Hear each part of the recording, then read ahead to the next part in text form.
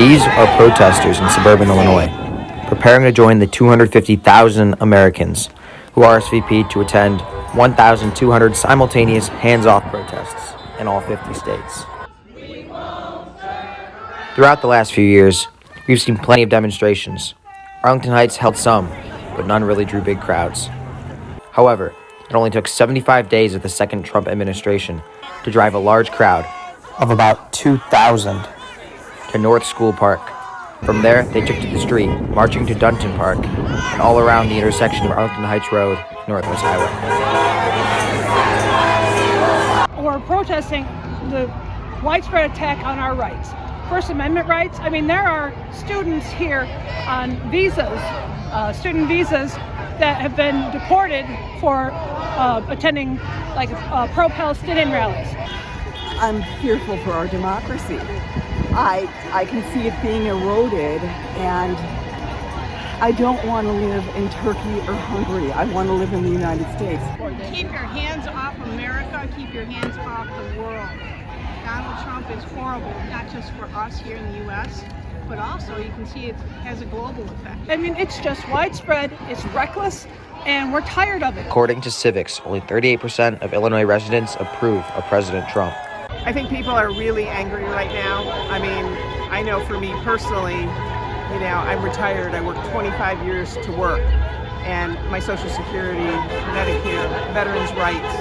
I'm worried about what our country is becoming. What's next? Who's he going to come after next? Most of the folks we talked to have been personally affected by President Trump, despite him being in Washington 722 miles from Arlington Heights. One protester, Jahn, is hoping Trump doesn't follow through on his intentions to cut Social Security funding. It's a protest.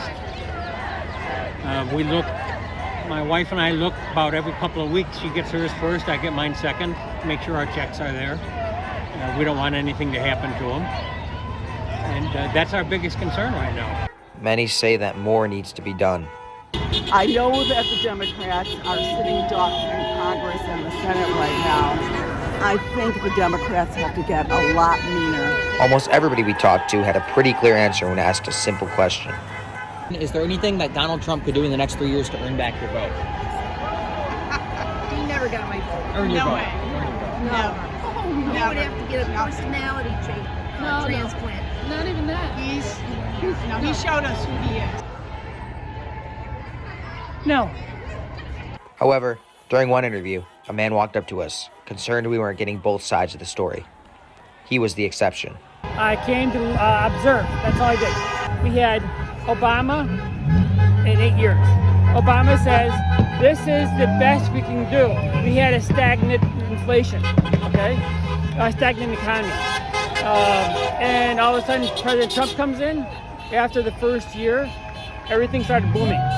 And then Biden came in, and we had stagflation again. Gas prices were up like over $4 a gallon. So you tell me, which is better? He told us he mostly gets his news from Channel 7, Newsmax, Fox News, and conservative radio. He thinks that media is growing more and more biased. He doesn't trust it.